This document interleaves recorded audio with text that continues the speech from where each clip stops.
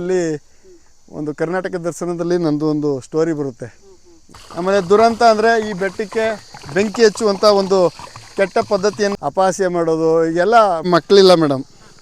ದೇವರು ಎಲ್ಲವನ್ನು ಕೊಟ್ಟು ಅದೊಂದು ನಮಗೆ ಇಲ್ವಾಗ್ಸಿದ್ದಾನೆ. ಹೆಚ್ಚಿನ ರೀತಿ ನೋಡ್ತಿದ್ರು. ಮತ್ತು ಗಿಡಗಳೇ ಮಕ್ಕಳು ಅಂತ ನೆಡ್ತಾ ಇದ್ದೀವಿ, ಪೋಷಣೆ ಮಾಡ್ತಾ ಬರ್ತಾಯಿದ್ದೀವಿ.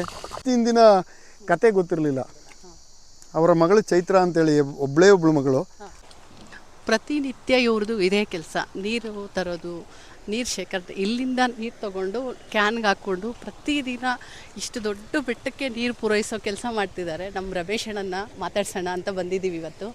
ಇಷ್ಟು ದೊಡ್ಡ ಬೆಟ್ಟಕ್ಕೆ ನಾವಿರೋ ಮನೆಯಲ್ಲಿರೋ ಸಣ್ಣ ಪುಟ್ಟ ಗಾರ್ಡನಿಗೆ ನೀರು ಹಾಕೋಕ್ಕೆ ಒಂದೊಂದು ಸತಿ ಕಷ್ಟ ಅನಿಸ್ಬಿಡುತ್ತೆ. ಈ ಪುಣ್ಯಾತ್ಮ ಮಾಡ್ತಿರೋ ಕೆಲಸ ನಾನು ನಿಮ್ಗೆಲ್ರಿಗೂ ತೋರಿಸ್ಬೇಕು ಅಂತಲೇ ಇವತ್ತು ನಾನು ಬಂದಿರೋದು. ಈ ಪರಿಸರ ಪ್ರೇಮಿ ಈ ಊರನ್ನು ತೋರಿಸ್ಬೇಕು ಅನ್ನೋದೇ ನನ್ನ ಮುಖ್ಯ ಉದ್ದೇಶದಿಂದ ಬಂದಿದ್ದೀವಿ.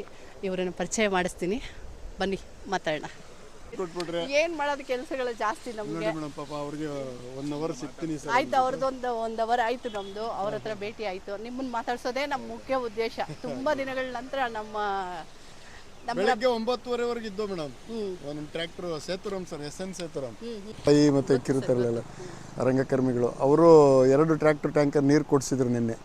ಬೆಳಿಗ್ಗೆ ಒಂದು ಹಾಕ್ಬಿಟ್ಟು ಹೋಗಿ ತಿಂಡಿ ತಿನ್ಕೊಂಡು ಇವ್ರದಕ್ಕೆ ಬರಬೇಕಲ್ಲ ಅಂತೇಳಿ ಬಂದೆ.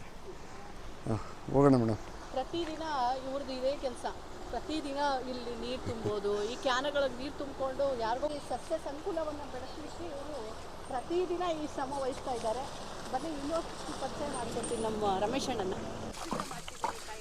ಈಗ 15 ವರ್ಷ ಆಯಿತು ಮೇಡಮ್ ನಾನು ಸ್ಟಾರ್ಟ್ ಮಾಡಿ.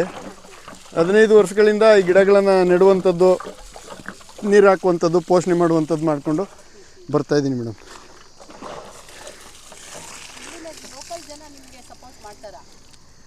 ಪ್ರಾರಂಭದ 3-4 ವರ್ಷ ಯಾರೂ ಸಪೋರ್ಟ್ ಮಾಡಲಿಲ್ಲ ಮೇಡಮ್.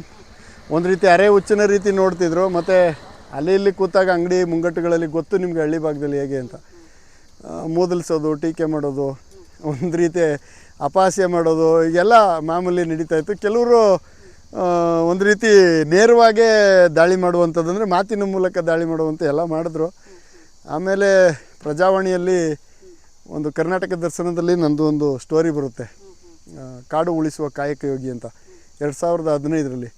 ಸೊ ಆ ಒಂದು ಪತ್ರಿಕೆಯಲ್ಲಿ ಸುದ್ದಿ ಪ್ರಕಟ ಆದಮೇಲೆ times of India, Indian express, the Hindu, ಬೇರೆ ಬೇರೆ ಸುದ್ದಿ ಮಾಧ್ಯಮಗಳಲ್ಲೆಲ್ಲ TV 9ನಲ್ಲಿ ಪರಿಸರ ಪ್ರೇಮಿಗೊಂದು ಸಲಾಂ, ಹಾಗೆ ಪಬ್ಲಿಕ್ TV ರಂಗಣ್ಣವರು ಪಬ್ಲಿಕ್ ಹೀರೋ, ಬೇರೆ ಬೇರೆ ಸುದ್ದಿ ಮಾಧ್ಯಮಗಳಲ್ಲೆಲ್ಲ ಬಂದಮೇಲೆ ಅದು ಶಾಲಾ ಕಾಲೇಜು NSS ಕೋಆರ್ಡಿನೇಟರ್ಸ್ನೆಲ್ಲ ಗಮನ ಸೆಳೆಯುತ್ತೆ. ಸೊ ಮೊದಲಿಗೆ ನನ್ನನ್ನು ನಮ್ಮ ಆತ್ಮೀಯರು ಮಾರ್ಗದರ್ಶಕರು ಆದಂತಹ ಕ್ರಿಯಾ ತಂಡದ ಮೈಸೂರಿನ ಪ್ರೊಫೆಸರ್ ಪ್ರಸನ್ನ ಕುಮಾರ್ ಸರ್ ಅವರು ಮೊದಲು ಬಂದು ಭೇಟಿ ಮಾಡಿ, ರಮೇಶ್ ನೀವು ಒಬ್ಬರೇ ಮಾಡಬೇಡಿ, ನಾವು ನಿಮ್ಮ ಜೊತೆಗೆ ಸಪೋರ್ಟ್ ಆಗಿರ್ತೀವಿ ಅಂತೇಳಿ NSS ವಿದ್ಯಾರ್ಥಿಗಳನ್ನು ಇಲ್ಲಿ ಮೊಟ್ಟ ಮೊದಲು 2017ರಲ್ಲಿ ನನ್ನ ಜೊತೆ ಇನ್ವಾಲ್ವ್ ಮಾಡ್ತಾರೆ. ಅದಾದಮೇಲೆ ಮೇಡಮ್ ಎಲ್ಲ ಕಾಲೇಜಿನ NSS ಕೋಆರ್ಡಿನೇಟರ್ಸು ಕೂಡ ನಮ್ಮ ಕಾಲೇಜ್ NSS ಮಕ್ಕಳನ್ನ ನಿಮ್ಮ ಜೊತೆ ಇನ್ವಾಲ್ವ್ ಮಾಡ್ತೀವಿ, ನಾವು ಕೈ ಜೋಡಿಸ್ತೀವಿ ಅಂತೇಳಿ. ಈಗ ಹೇಗಾಗಿದೆ ಅಂತ ಹೇಳಿದ್ರೆ ಎಲ್ಲ ಮೈಸೂರಿನ ಎಂಟೈರು ಕಾಲೇಜಿನ ಮಕ್ಕಳು ಈ ಬೆಟ್ಟಕ್ಕೆ ಬಂದು ಭೇಟಿ ಕೊಡೋದು, ಗಿಡಗಳನ್ನ ನೆಡುವಂಥದ್ದು ಅಥವಾ ನೀರು ಹಾಕುವಂಥದ್ದು, ಪಾತಿ ಮಾಡುವಂಥದ್ದು, ಗಿಡಗಳ ಸುತ್ತ ಹುಲ್ಲನ್ನು ತೆಗೆದು ಬೆಂಕಿ ಬೀಳದೇ ರೀತಿ ಮಾಡುವಂಥದ್ದು, ಇದನ್ನೆಲ್ಲ ಮಾಡ್ತಾಯಿದ್ದಾರೆ. ಜೊತೆಗೆ ಈ ಗುಡ್ಡದ ಪಕ್ಕದಲ್ಲೇ ಇರತಕ್ಕಂತಹ ಶ್ರೀನಿವಾಸ ಅಗ್ರಹಾರದ ಮಕ್ಕಳು, ನಮ್ಮ ಆತ್ಮೀಯ ಸ್ನೇಹಿತರಾದ ಮಹೇಶ್ ಅಂದ್ಬಿಟ್ಟು ಲೆಕ್ಚರರ್ ಇದ್ದಾರೆ, ಅವರು ಒಂದು ಮನೆ ಪಾಠ ಮಾಡ್ತಿರ್ತಾರೆ. ಆ ಮನೆ ಪಾಠದ ಮಕ್ಕಳನ್ನು ಒಂದು ತಂಡ ಮಾಡಿ ನನ್ನ ಜೊತೆ ಕೊಟ್ಟಿದ್ದಾರೆ. ಅವರು ಹಸಿರು ಸೈನ್ಯ ಅಂತ ಆ ತಂಡಕ್ಕೆ ಹೆಸರು ಕಟ್ಟಿಕೊಂಡು ಮೇಡಮ್ ಈ ಬೆಟ್ಟದಲ್ಲಿ ಪ್ರತಿ ಭಾನುವಾರ ರಜಾ ದಿನದಲ್ಲಿ ನನ್ನ ಜೊತೆ ನನ್ನ ಆಟೋದಲ್ಲಿ ಬಂದು ನನ್ನ ಕೆಲಸಕ್ಕೆ ಕೈ ಜೋಡಿಸ್ತಿದ್ದಾರೆ. ಈ ಪ್ರತಿ ವರ್ಷ ಒಂದು 100-150 ಗಿಡ ಒಬ್ಬನೇ ನೆಡ್ತಿದ್ದೆ. ಈಗ ಮಕ್ಕಳೆಲ್ಲ ಕೈ ಜೋಡಿಸ್ಲಿಕ್ಕೆ ಶುರು ಮಾಡಿದ್ಮೇಲೆ 250-300 ಗಿಡಗಳನ್ನ ನೆಡ್ತಾಯಿದ್ದೀನಿ. ಸೊ ಪ್ರತಿ ವರ್ಷ 250-300 ಗಿಡಗಳನ್ನೇ ನೆಡ್ತೀವಿ. ಕೆಲವರು ಹೇಳ್ತಾರೆ ಒಂದು 2000 ನೆಡೋಣ, 3000 ನೆಡೋಣ ಅಂತ. ಈ ಬೆಟ್ಟದಲ್ಲಿ 5 ಗುಂಡಿ ತೋಡೋಷ್ಟರಲ್ಲಿ 5 ಗಂಟೆ ಆಗುತ್ತೆ, ಬೊಬ್ಬೆಗಳೆಲ್ಲ ಬಂದ್ಬಿಡುತ್ತೆ. ಯಾಕೆಂದರೆ ಇಲ್ಲಿ ಕಲ್ಲು ಮಿಶ್ರಿತ ಪ್ರದೇಶ. ಸೊ ಹಾಗಾಗಿ ಬರೀ ಒಂದು 200-300 ಗಿಡಗಳನ್ನ ನೆಟ್ಟು ಪೋಷಣೆ ಮಾಡೋದೇ ದೊಡ್ಡ ವಿಚಾರ. ಈ ಕೆಳಗಡೆಯಿಂದ ನೀರು ತಗೊಂಡು ಹೋಗಿ ಅವಕ್ಕೆ ನೀರು ಕೊಟ್ಟು ಉಳಿಸ್ಕೊಳ್ಳೋದು ಕಷ್ಟ. ಹಾಗಾಗಿ ನಾವು ಪ್ರತಿ ವರ್ಷ ಒಂದು 250-300 ಗಿಡಗಳನ್ನೇ ನೆಡ್ತಾ ಇದ್ದೀವಿ. ಜೊತೆಗೆ ಒಂದಷ್ಟು ಮದುವೆ ಮುಂಜಿ ಇತರೆ ಶುಭ ಸಮಾರಂಭದವರೆಲ್ಲ ಬಂದು ಕೈ ಜೋಡಿಸ್ತಾರೆ ಮೇಡಮ್. ಸೊ ಅದನ್ನು ಹೋಗಲಾಡಿಸ್ಬೇಕು, ಅವುಗಳಲ್ಲಿ ಜಾಗೃತಿಯನ್ನು ಮೂಡಿಸಬೇಕು, ಹೇಗಾದರೂ ಮಾಡಿ ಬೋಳು ಬೆಟ್ಟವನ್ನು ಹಸಿರು ಮಾಡಬೇಕು ಅನ್ನೋದು ನನ್ನ ಒಂದು ಆಸೆ ಮೇಡಮ್.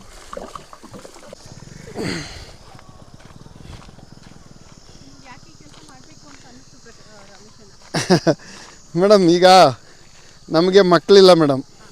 ದೇವರು ಎಲ್ಲವನ್ನು ಕೊಟ್ಟು ಅದೊಂದು ನಮಗೆ ಇಲ್ಲವಾಗ್ಸಿದ್ದಾನೆ. ಸೊ ಆ ನೋವನ್ನು ಮರೀಲಿಕ್ಕೆ ಏನಾದರೂ ಮಾಡಲೇಬೇಕಲ್ಲ ಮೇಡಮ್. ಸೊ ಗಿಡಗಳೇ ಮಕ್ಕಳು ಅಂತ ನೆಡ್ತಾಯಿದ್ದೀವಿ, ಪೋಷಣೆ ಮಾಡ್ತಾ ಬರ್ತಾಯಿದ್ದೀವಿ. ಆಮೇಲೆ ದುರಂತ ಅಂದರೆ ಈ ಬೆಟ್ಟಕ್ಕೆ ಬೆಂಕಿ ಹಚ್ಚುವಂಥ ಒಂದು ಕೆಟ್ಟ ಪದ್ಧತಿಯನ್ನು ಇಲ್ಲಿನ ಅಕ್ಕಪಕ್ಕ ಹಳ್ಳಿಯ ಜನಗಳು ಇಟ್ಕೊಂಡಿದ್ದಾರೆ. ಇದು ಪನ್ನೇರ್ಲೆಣ್ಣು ಕೇಳಿದ್ದೀರಾ? ತಿಂದೇ ಇಲ್ಲ, ಇನ್ನು ಎಲ್ಲಿ ಕೇಳಿರ್ತೀರೋ. ಪನ್ನೇರ್ಲೆಣ್ಣು ಅಂತ ಪನ್ನೀರಿನಷ್ಟೇ ಸಿಹಿಯನ್ನು ಸುವಾಸನೆಯನ್ನು ಹೊಂದಿರತಕ್ಕಂಥ ಹಣ್ಣು ಇದು. ಅಡಿಕೆ ಕಾಯಿ ಗಾತ್ರದ ಹಣ್ಣುಗಳನ್ನು ಬಿಡುತ್ತೆ ಮಕ್ಕಳು ಸ್ವಲ್ಪ ಎತ್ತರ ಆದಮೇಲೆ. ವೈಟು ಹೋಗಿ ಈ ಟೀ ಶರ್ಟ್ ಕಲರ್ ಆಗಿರುತ್ತೆ ಮೇಡಮ್. ಹಣ್ಣಾಗ್ಬಿಟ್ರೆ ಒಳಗಡೆ ಅಡಿಕೆ ಕಾಯಿ ರೀತಿ ಅಡಿಕೆ ಕಲರ್ ಬಂದಿರುತ್ತೆ ಬೀಜ. ಆ ಕಲರ್ ಬಂದಾಗ ಹಣ್ಣನ್ನು ತಿಂದರೆ ಬಾಯೆಲ್ಲ ಸುವಾಸನೆ, ಭಾರಿ ಸಿಹಿಯಾಗಿರುತ್ತೆ ಹಣ್ಣು ಇದು ಮಕ್ಕಳೇ. ಪನ್ನೇರ್ಲೆಣ್ಣು ಗಿಡ. ಬನ್ರ ಬನ್ರ ಬನ್ರ ಬನ್ರ ಬನ್ರ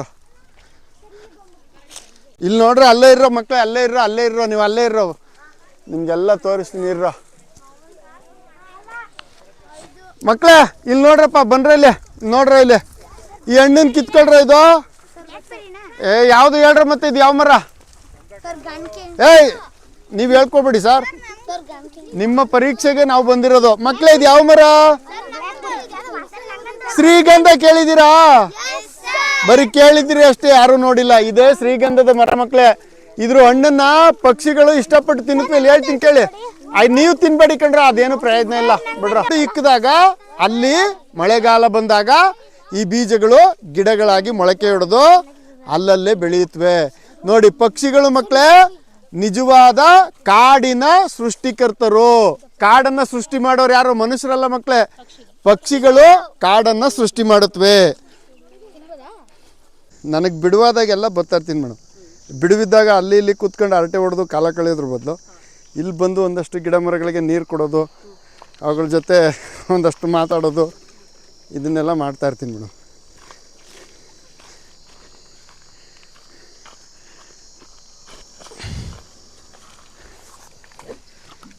ಇದನ್ನು ಚೈತ್ರವನ ಅಂತ ಕರಿತೀವಿ ಮೇಡಮ್. ಇದು ಸುಮಾರು ಒಂದು 10 ಗುಂಟೆಯಷ್ಟು ಅಗಲ ಇದೆ. ಇದೊಂದು ಕಾರ್ನರು.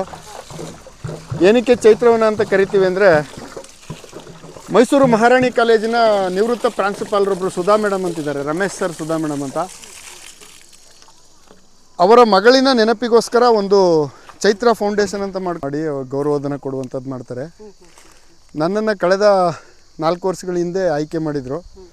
ಆಯ್ಕೆ ಮಾಡಿ ಚೈತ್ರ ಪ್ರಶಸ್ತಿ ಅಂತ ಹೇಳಿ 10,000 ರೂಪಾಯಿ ಕೊಟ್ಟರು. ಅದನ್ನು ಯಾಕೆ ಕೊಡ್ತಿದ್ದಾರೆ ಅಂತ ನನಗೆ ಗೊತ್ತಿಲ್ಲ. ಅಂದರೆ ನನ್ನ ಕೆಲಸಕ್ಕೆ ಕೊಡ್ತಿದ್ದಾರೆ ಅಂತ ಗೊತ್ತಿತ್ತು, ಬಟ್ ಆ ಪ್ರಶಸ್ತಿ ಹಿಂದಿನ ಕತೆ ಗೊತ್ತಿರಲಿಲ್ಲ. ಅವರ ಮಗಳು ಚೈತ್ರ ಅಂತೇಳಿ ಒಬ್ಬಳು ಮಗಳು. ಯಾವುದೋ ಒಂದು 14-15ನೇ ವಯಸ್ಸಿನಲ್ಲಿ ಒಂದು ಮೆದುಳು ಜ್ವರನೋ ಏನೋ ಬಂದು ಆಕಸ್ಮಿಕವಾಗಿ ತೀರ್ಕೊಂಡ್ಬಿಡ್ತಾರೆ. ಎಷ್ಟೇ ಪ್ರಯತ್ನ ಪಟ್ಟರು ಉಳಿಸ್ಕೊಳ್ಳಿಕ್ಕೆ ಆಗೋದಿಲ್ಲ. ಆ ನೋವನ್ನು ಮರೀಲಿಕ್ಕೆ ಒಂದು ಫೌಂಡೇಶನ್ ಮಾಡಿಕೊಂಡು ಅದರಲ್ಲಿ ಪ್ರಶಸ್ತಿಗಳನ್ನ ಕೊಡ್ತಾ ಇರ್ತಾರೆ. ಅದನ್ನು ಕೇಳಿ ನನಗೆ ಭಾರಿ ನೋವಾಯಿತು, ಆ ಮಗು ಹೆಸರಲ್ಲಿ ಕೊಡ್ತಾ ಇರೋದು ಕೇಳಿ. ಅದಕ್ಕೆ ಅದು 10,000 ರೂಪಾಯಿ ಅವರು ಪ್ರಶಸ್ತಿ ಕೊಟ್ಟ ನಗದನ್ನು ನಿಮ್ಮ ಮಗಳ ಹೆಸರಿನಲ್ಲಿ ನಾನು ಚೈತ್ರವನ ಅಂತ ನಿರ್ಮಾಣ ಮಾಡ್ತೀನಿ, ನೀವೇ ಬಂದು ಒಂದು ಗಿಡ ನೆಟ್ಟು ದಂಪತಿಗಳು ಹೋಗ್ಬೇಕು ಅಂದಾಗ ಈ ಜಾಗದಲ್ಲಿ ಬಂದು ಒಂದು ಗಿಡ ನೆಡ್ತಾರೆ. ನಾವು ನಮ್ಮ ಹಸಿರು ಸೈನ್ಯ ಮಕ್ಕಳೆಲ್ಲ ಸೇರಿ ಇಲ್ಲಿ ಒಂದು 100 ಗಿಡಗಳನ್ನ ಈ ಭಾಗದಿಂದ ಇಷ್ಟು ಭಾಗದ ಇಲ್ಲಿವರೆಗೆ ನೆಡ್ತೀವಿ ಮೇಡಮ್.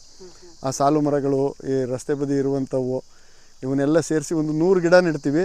ಈ ಜಾಗಕ್ಕೆ ಚೈತ್ರವನ ಅಂತ ಹೆಸರಿಡ್ತೀವಿ. ಪ್ರತಿ ವರ್ಷ ಅವರು ನಮಗೆ 1-2 ಟ್ಯಾಂಕರ್ ನೀರನ್ನು ಈ ಜಾಗಕ್ಕೆ ಕೊಡಿಸ್ತಾರೆ. ಅದನ್ನು ಈ ಗಿಡಗಳಿಗೆ ಹಾಕಿ ಉಳಿಸ್ಕೊಳ್ಳೋ ಪ್ರಯತ್ನ ಮಾಡ್ತಾಯಿದ್ದೀವಿ. ಸೊ ಅವರ ಚೈತ್ರ, ಅವರ ಮಗಳು ಈ ಪ್ರಕೃತಿಯಲ್ಲಿ ಹಸಿರಿನಿಂದ ಉಸಿರನ್ನು ನೀಡ್ತಾ ಇದ್ದಾಳೆ, ನಮ್ಮ ಮಗಳು ಬದುಕಿದ್ದಾಳೆ ಅಂತ ಅವರು ಖುಷಿ ಪಡ್ತಾರೆ.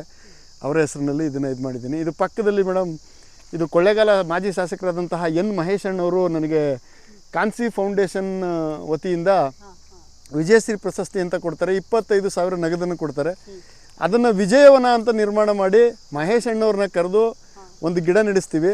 ಆ ಗಿಡ ನೆಡೆಸಿ ಅದೊಂದು ಅರ್ಧ ಎಕರೆಗಿಂತ ಹೆಚ್ಚು ಜಾಗ ಇದೆ.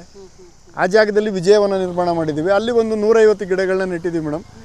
ಎಲ್ಲ ಜಾತಿಯ ಗಿಡಗಳನ್ನು ನೆಟ್ಟಿದ್ದೀವಿ. ಆಲ, ಅರಳಿ, ಬೇವು, ಇಪ್ಪೆ, ಹೊಂಗೆ, ಗೋಣಿ, ತಪಸಿ, ಕಾರಚ್ಚಿ, ಮಾವು, ಬೆಟ್ಟದಲ್ಲಿ, ಆಮೇಲೆ ಲಕ್ಷ್ಮೀತರು, ಬೇರೆ ಬೇರೆ ಜಾತಿ ಗಿಡಗಳನ್ನು ಅಲ್ಲಿ 150 ಗಿಡಗಳನ್ನು ಹಾಕಿ ಅವು ಕೂಡ ಅಲ್ಲಿ ವಿಜಯವನ ಅಂತ ಬೆಳೀತಾ ಇದೆ. ಸೊ ಈ ಭಾಗದ ಕತೆ ಇವು.